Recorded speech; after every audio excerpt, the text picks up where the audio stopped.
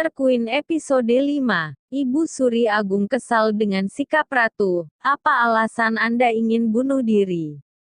Ratu kebingungan menjawabnya. Apa alasanku bunuh diri? Gumam Ratu dalam hati. Tiba-tiba Hua Jin pingsan. Ratu pun memilih untuk pura-pura pingsan agar dia tidak diinterogasi lebih lanjut oleh Ibu Suri Agung. Raja memilih membawa Hua Jin pergi dari sana, sedangkan Ratu dibawa oleh Byong-in. Raja dan Byong-in saling menatap tajam. Kediaman Ratu. Ayah Ratu menangis terseduh-seduh. Soyong. Maafkan ayah bahkan tidak tahu kamu ternyata sangat menderita sehingga memilih untuk bunuh diri. Hongyeon dan Dayang Choi juga tidak bisa menahan air mata mereka. Yang mulia, Anda pasti sangat tersiksa selama ini. Ratu kesal dengan tingkah mereka, aku tidak bisa mengatasi kondisi seperti ini. Lebih baik aku tidak membuka mata, gumam Ratu dalam hati. Kediaman Ibu Suri Agung. Ibu Suri Agung sangat marah dengan sikap Ratu, apakah dia sudah gila? Menteri Kim Jae-gun mencoba menenangkan Ibu Suri Agung. Yang mulia, aku akan mengurus masalah ini. Ibu Suri Agung teringat dengan ucapan Ratu sebelum terjatuh di danau. Yang mulia, saya ingin meninggalkan istana. Saya tidak ingin menjadi ratu yang menderita, ucap Ratu pada saat itu. Aku mengatakan kepadanya bahwa dia tidak bisa keluar dari istana, itu takdirnya harus berada di istana sampai mati. Aku tidak menduga dia akan mengakhiri hidupnya. Kukira itu hanya omong kosong belaka, ucap Ibu Suri Agung. Ratu dengan sangat bahagia pergi menuju danau. Namun betapa kecewanya Ratu saat Kasim yang bertugas mengisi air danau mengatakan bahwa mereka belum selesai mengisi air danau karena sumur-sumur mulai mengering. Ratu ingin tinggal di danau untuk mengawasi pekerjaan para pelayan. Tapi Hongyeon mencegah Ratu. Yang mulia, Anda tidak boleh berada di sini. Anda tidak boleh mencoba bunuh diri lagi. Ratu kesal karena Hongyeon menghalangi tujuannya. Ia pun berusaha kabur. Namun dengan sigap Hongyeon menahan Ratu. Tidak lama kemudian Dayang Choi datang. Dayang Choi bergegas membantu Hongyeon untuk menahan Ratu agar tidak melompat ke danau. Akhirnya Ratu menyerah, baiklah, aku tidak akan melakukannya. Kalian lepaskan aku. Tepat saat itu Dayang Ibu Suri Agung datang. Yang mulia, Ibu Suri Agung memanggil Anda. Ratu berakting minta maaf atas sikapnya di depan Ibu Suri Agung dan Menteri Kim.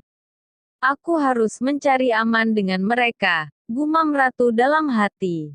Ibu Suri Agung memperingatkan Ratu untuk tidak melakukan hal yang bertentangan dengan tujuan mereka. Raja mulai yakin bahwa mereka selama ini salah paham dengan Ratu. Ratu bukanlah orang yang seperti kita pikirkan.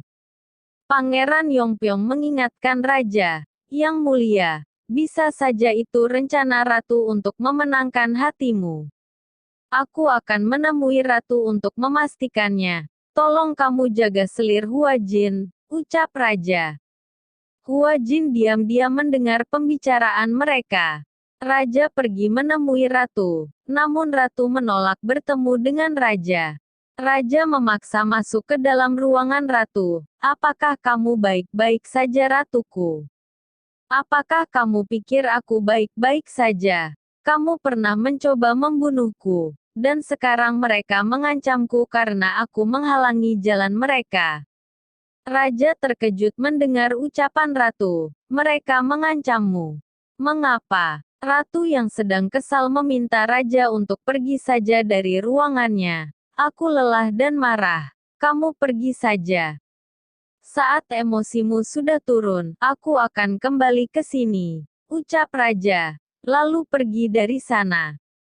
Ratu sangat kesal karena dia sudah memiliki banyak masalah di istana. Namun sampai sekarang dia belum tahu kapan bisa kembali ke masa depan. Hua Jin telah bangun. Raja mengunjungi Hua Jin lagi. Aku sangat takut kehilanganmu. Aku mohon jangan lakukan hal seperti itu lagi, ucap raja pada Huajin. Byong-in menemui ayahnya Menteri Kim Jae-won. Aku sudah memutuskan posisi apa yang aku inginkan. Aku ingin menjadi kepala Departemen Kehakiman.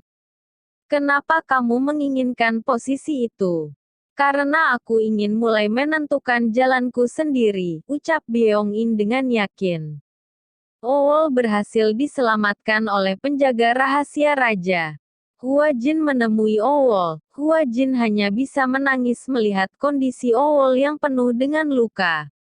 Sementara itu di istana, klan Kim mengajukan saran untuk mengangkat Kim Byong-in menjadi kepala Departemen Kehakiman. Raja berusaha menahan amarah dan mencoba membantah. Namun Kim Jae-won telah mempersiapkan semua jawaban dengan baik, sehingga raja hanya bisa tersenyum kecut dan menyetujuinya. Huajin masih sedih memikirkan keadaan Owol. Apakah Owol bisa kembali seperti dahulu? Pangeran Yongpyong mencoba menenangkan Huajin bahwa semuanya akan baik-baik saja. Untuk menghilangkan perasaan sedihnya, Huajin memilih untuk melukis. Huajin meminta Yongpyong untuk menjadi model lukisannya. Saat Huajin sedang fokus melukis, Yongpyong diam-diam tersenyum melihat Huajin. Muncul pertanyaan baru. Apakah Pangeran Yongpyong memiliki perasaan kepada Huajin? Ratu pergi ke tempat kesukaannya yaitu dapur istana. Lagi-lagi Ratu menunjukkan keahlian memasaknya. Koki istana hanya bisa menggerutu karena Ratu selalu menggunakan bahan langka. Ibu Surijo mengingatkan Huajin untuk selalu berhati-hati. Apakah sekarang kamu mengerti seperti apa orang klan Kim? Sekarang yang mereka siksa adalah pelayanmu. Mungkin sebentar lagi target mereka adalah kamu. Karena itu kita harus mulai bertindak sekarang. Aku akan mengajukan banding kasus kemarin untuk menggulingkan Ratu, lanjut Ibu Surijo. Huajin cukup terkejut mendengar ucapan Ibu Surijo. Namun Huajin tidak membantah keputusan Ibu Surijo.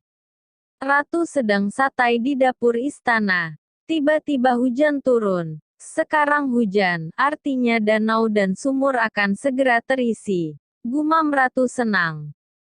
Ratu pun bermain hujan sambil berjoget-joget dengan senang. Tidak lama kemudian raja lewat. Saat itu raja memang berencana menemui Ratu.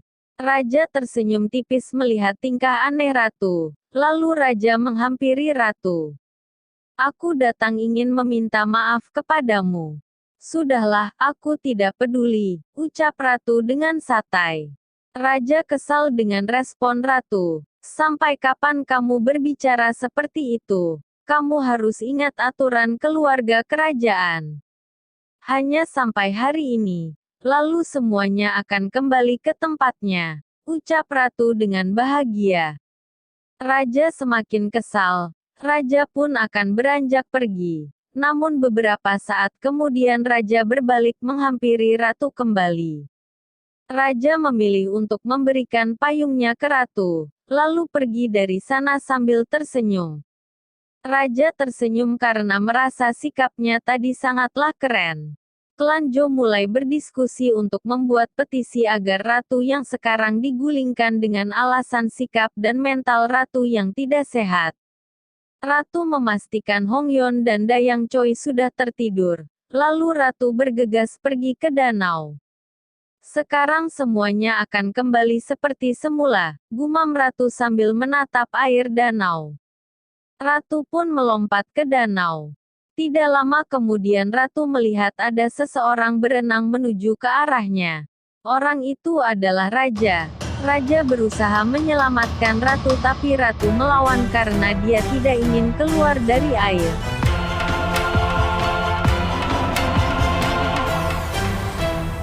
Nah, supaya teman-teman bisa nyambung sama ceritanya, silakan tonton dulu episode sebelumnya di sini.